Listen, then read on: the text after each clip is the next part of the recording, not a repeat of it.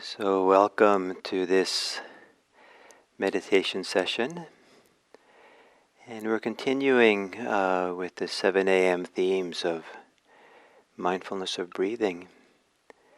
And there's many ways in which the breathing is quite a central aspect to human life, not just because it allows us to breathe air and exhale, but also because it's deeply connected to so many different aspects of our psychology and our active life and emotional life. It also is a kind of a microcosm of other aspects of our lives. And it's a microcosm of taking in things and then letting them go. So with breathing in, we're taking in, bringing in, acquiring oxygen, air. And when we get to the top of the inhale, if we were greedy and wanted to hold on to what we'd acquired, we wouldn't be able to exhale enough to breathe in fresh air. And we'd probably die. In order to breathe properly, we have to let go of, exhale what we have taken in. And in letting go, fully letting go of the air that is in the lungs, then the lungs are ready to receive something new air. The capacity to let go is the same capacity that allows us to step into something new, to allow something new to happen. And so with every exhale, there is a kind of a letting go that happens, a giving away, so that we're ready to receive something fresh. And it's not just air, but it's possible to use the exhale, the letting go of exhale, to a reminder to also let go of other things that are not needed, to let go of other attachments, to let go of our thoughts, to let go of our wishes and desires for things to be different than they are. Just to keep letting go of all that's extra, all that's not needed in the simplicity of the moment while we're meditating. And the gift of doing that is that then we're ready and available for the new, what comes new, what arises. And and as we go deeper and deeper into the present moment, more fully here in the present moment, we'll discover that in some ways the present moment experience, the direct experience of this life, the river of life, things are constantly arising, becoming, and disappearing, going.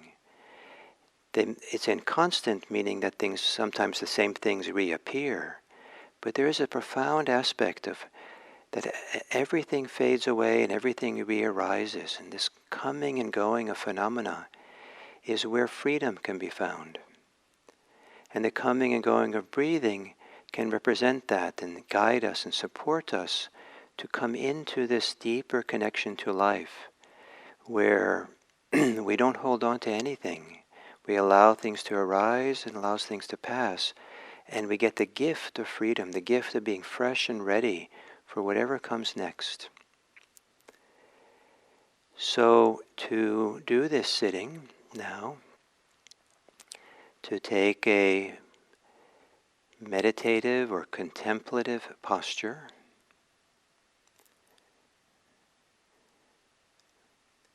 a posture that represents for you a capacity for stability, maybe even a capacity for some modicum of inner strength to be present for your experience, to be here.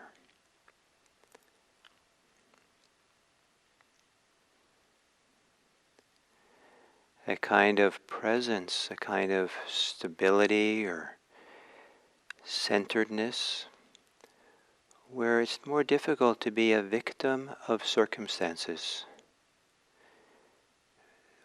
that we're able to just stay present without getting caught and reactive to things, just here. And to take a few moments to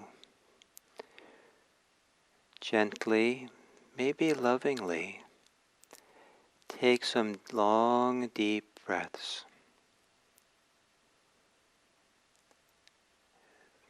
The life-nurturing air comes in to support us. And as you breathe in deeply, to feel your body from the inside, and let the expansion of the chest, the torso, the rib cage be a reminder to be here and this time. And then as you exhale,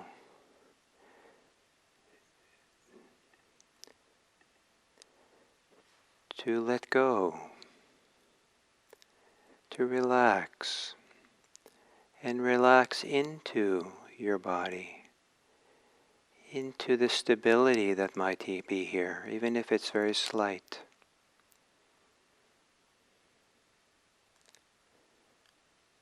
Maybe even letting go into some inner strength of presence, of attention, here.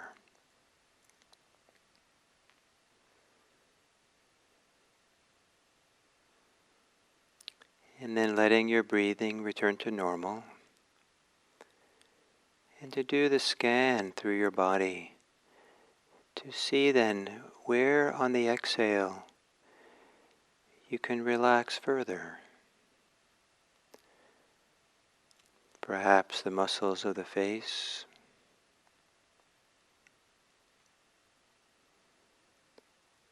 around the eyes and the temple.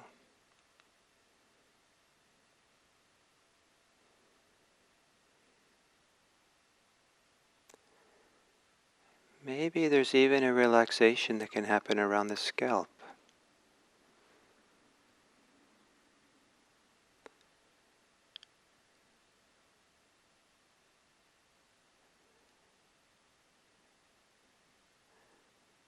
And then down around the neck and the shoulders.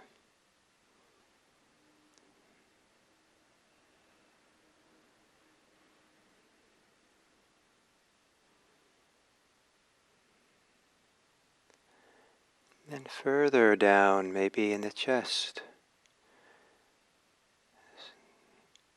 the area around your heart as you exhale, to soften and relax.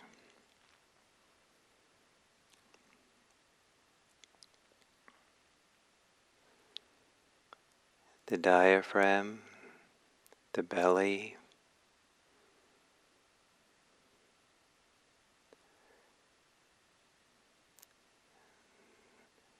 the hands,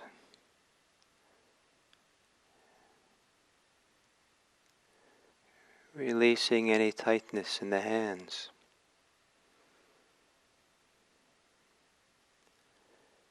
Perhaps softening any gripping in the thighs.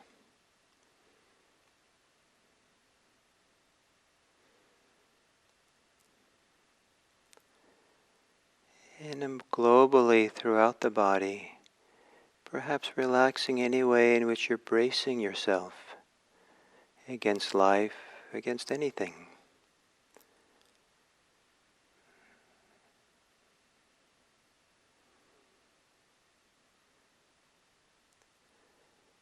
And breathing normally. As you exhale, perhaps you can either let go of your thoughts And in doing so, letting go into the quietness of awareness of breathing. Or as you exhale, maybe you can let your thinking become quieter, slower.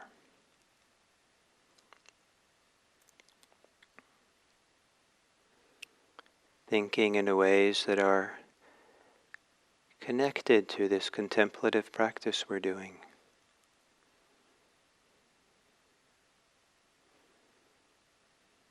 Letting go of thinking about other things and other places and times. Every time you exhale, even if it's just a diminishment of quieting of those things.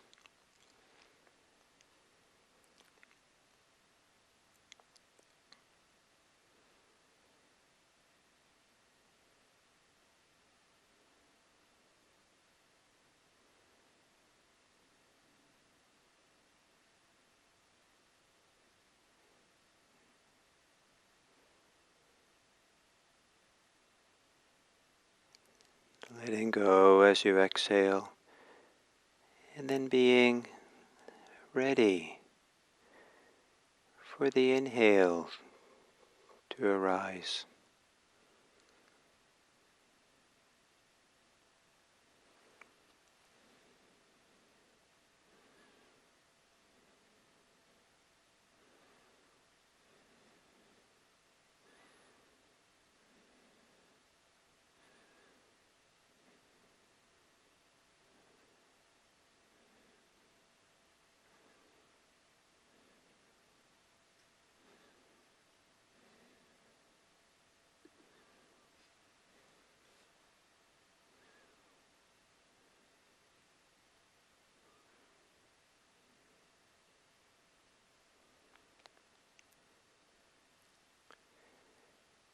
Every time you exhale, when you let go or release your thinking, you'll also be letting go of the concerns you have, the desires, the aversions, whatever is extra, whatever is beyond, just simply being present. Let go of that concern. Each time you exhale, let go.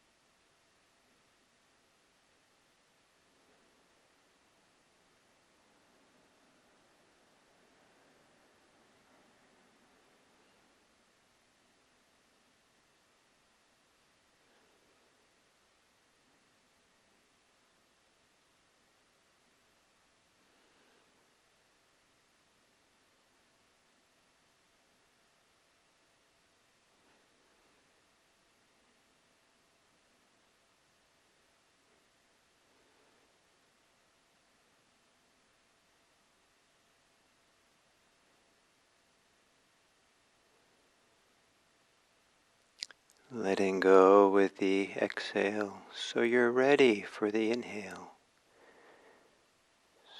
Letting go of your thoughts and concerns, so attention is ready to see what else arises.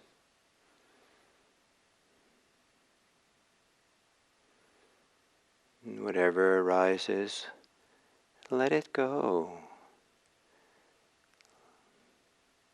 Allow it to go its way.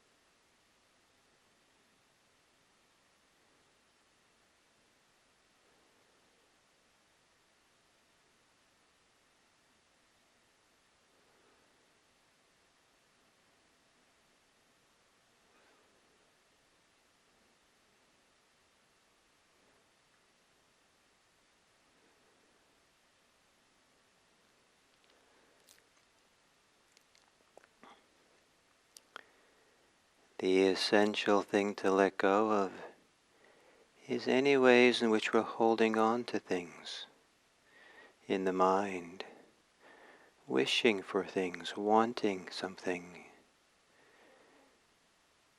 picking up, getting involved with thoughts, concerns. Every time you exhale, let go of wanting, let go of not wanting, let go of wanting things to be different.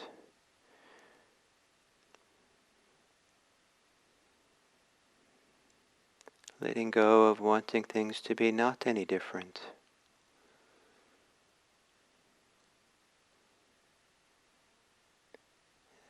Allow each exhale be a time to let go of something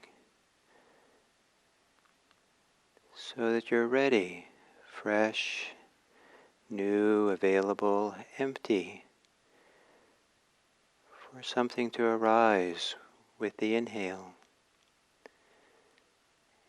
And at the end of the inhale, let go of that too.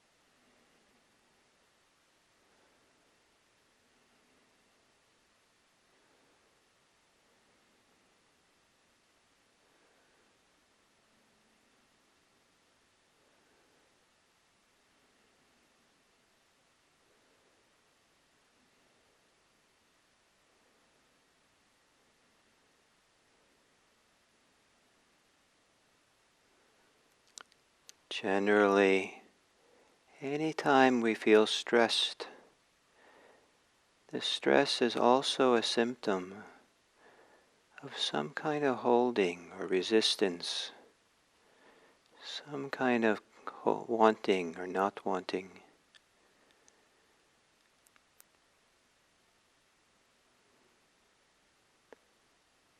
For the last couple of minutes here, can you take the chance, take the risk of letting go thoroughly, so that the next moment, next inhale, you can meet it completely fresh, as a brand new arising of something.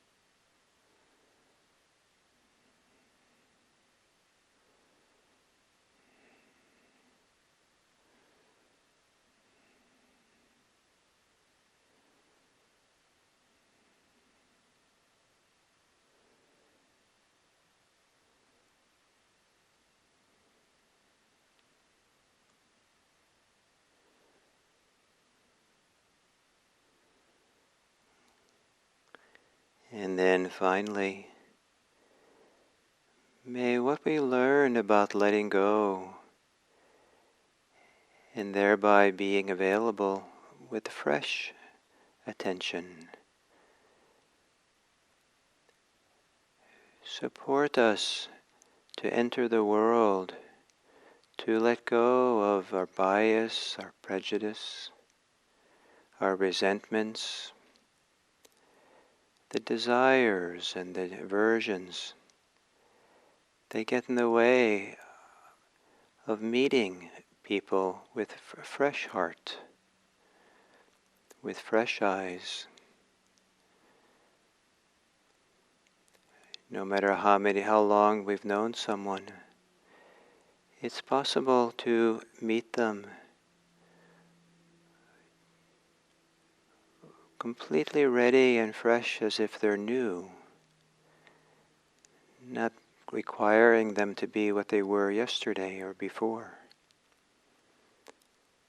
And the gift of letting go is the gift of being able to see and receive and be present for someone freshly, newly, to see what appears now. And in that freshness, I believe there can be a profound respect, even a love and care and compassion for others, offering them the gift that they can be themselves, and then you respond accordingly in how they come. But to always begin with a fresh heart,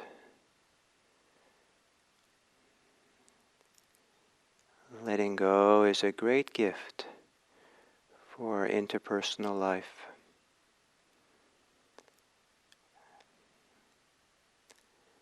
And it's also a great gift to ourselves to be able to let go of the ideas and feelings we're holding against ourselves, and to meet ourselves fresh, with a fresh heart, an open heart, for how we appear, without the baggage of the past. May it be that our capacity to let go helps us to meet the world and ourselves with kind eyes, with a loving heart, a caring heart, with enhancing our capacity to live for the welfare and betterment of this world. May all beings be free of prejudice, bias. May all beings have the gift of being seen for who they are, clearly, respectfully. May all beings be happy. May all beings be peaceful.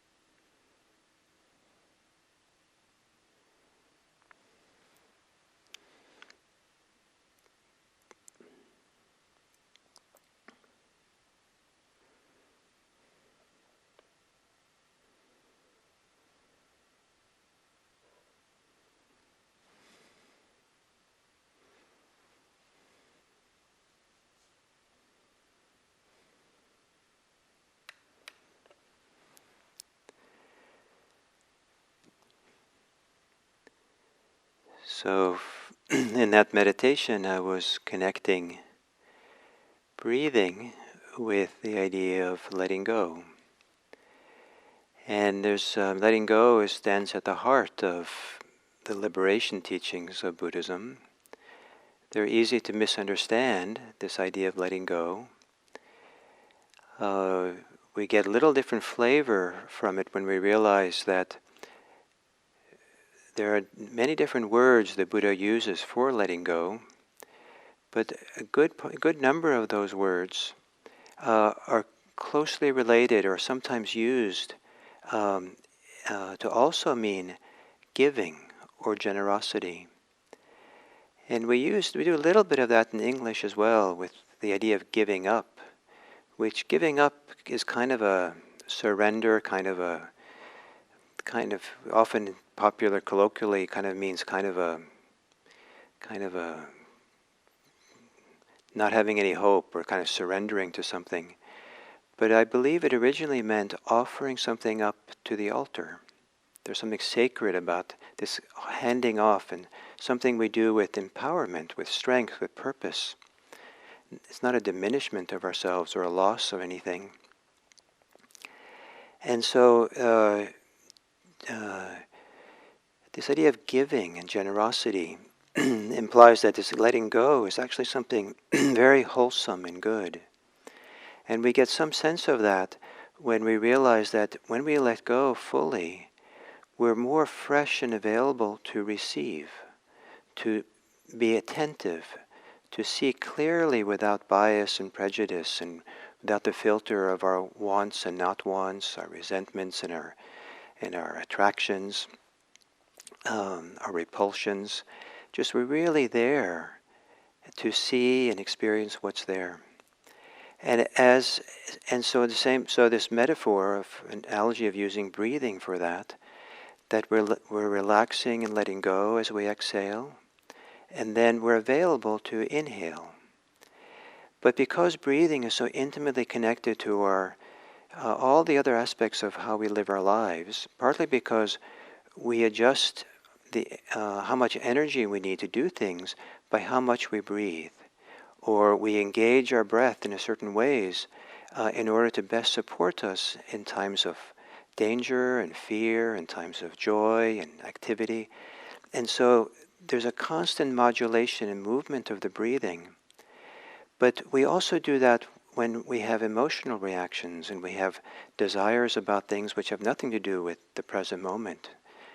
And so the breath is constantly coming and engaging in different kinds of ways. And to learn, especially in meditation, to have an easeful breath, a relaxed breath, and then to see how in that easeful breath, as the breath gets held, we're probably attached to something, probably holding on to something, resisting something, concerned about something. And the more easeful and relaxed the breathing is, the more we can notice when things shift. Sometimes in meditation the breathing gets very, very quiet and still. And then lo and behold, you'll have some kind of thought about some person that you have some trouble with. And you can feel now the breathing has changed. It's getting more active, we breathe more fully because of the shift of our concerns. And the breathing's indication of what's shifted in our minds and hearts. To connect breathing with letting go of what we're holding on to can be quite profound. And it also kind of reminds us that letting go is not an end in itself. Letting go is also then, we're letting go to be available to see things as they arise. Things are constantly beginning and ending, arising and disappearing, much more than we usually meets the eye, because, or meets, I don't know if that's the right word, meets the eye, meets the thoughts. Because we're thinking about things and judging them or have ideas about them or conceptualizing about them, we tend to add to the present moment experience more continuity than there actually is in the river of time, the actually direct moment of experience. And the more we can kind of relax and soften the conceptual mind, the story-making mind, the more we're living in the present moment, the more we kind of see how much and fully things are constantly changing and moving. And then to be able to be fresh for the next moment is a phenomenal gift to ourselves and the next and the world around us. And we can see that, in small things like we see a friend after some time, and rather than meeting the friend fresh, we meet the friends with ideas of who the friend is and how we're supposed to be from how we were in the past. And I've made mistakes with friends where I see them and I blurt out something to them without being available to see what's new now, what's coming. And I remember once that a friend, turned out my friend's best friend had just died in the last 24 hours. And I didn't take the time to be there fresh and open to find out where the person was at, because I was continuing the momentum of our conversations, a way of being together in the past. So this idea of kind of being available fresh. The Zen teacher Suzuki Roshi, he defined mindfulness in a kind of Zen way, his way maybe, as a readiness of mind, to be ready for whatever comes in, what arises. Suzuki Roshi also said that letting go, we're not really letting go. He talks about we're allowing things to go. In that things don't want to stay unless we hold on to them and cling. And it's a very generous thing to just allow things to go. And you can see that with certain emotions and certain thoughts, that they linger because we're involved with them, we're holding on to them, we're picking them up, we're picking into them, we're debating them, engaging them, planning them, fantasizing about them.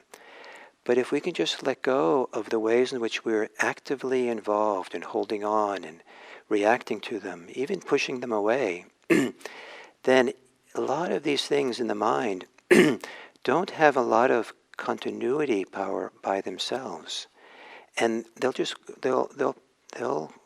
we allow them to go when they're ready to go. As some of you, and probably many of you know this, I keep forgetting the exact length of time, but researchers of emotions in the last 20 years have said that if you leave an emotion alone, it doesn't last more than a minute or two. Um, in order for emotions to last longer, there has to be some kind of fueling it, involvement with it. And it's a kind of a challenging idea that the way we experience our emotions, that that these difficult emotions that we have sometimes are being perpetuated by some kind of involvement we have. So, it's a little bit of a challenging idea and disturbing idea for some of us at times. But it does point to the idea that at least some emotions continue because of our involvement, and then to learn to not to let go of that involvement, to respect the emotion, to allow it to have its own life. And if it's not being fed, the emotions will either fade away or morph and change into something else. And it's very respectful to let this inner life keep allowing it to arise and unfold. There's a lot of wisdom in our inner life that is limited when we're holding on to things and involved and blocking the new arising of things, the new appearing of things. So this idea of letting go is not a diminishment of who we are. I would say that it's a enhancement of who we are. It actually allows for some inner strength and vitality and wisdom and intelligence and compassion, the best in us to start coming and appearing. What's worst in us tends to be a problem when we hold on to it and cling to it and reinforce it. But this idea of just letting go and being available for what arises is a beautiful thing. So your breathing is your companion and friend in this regard.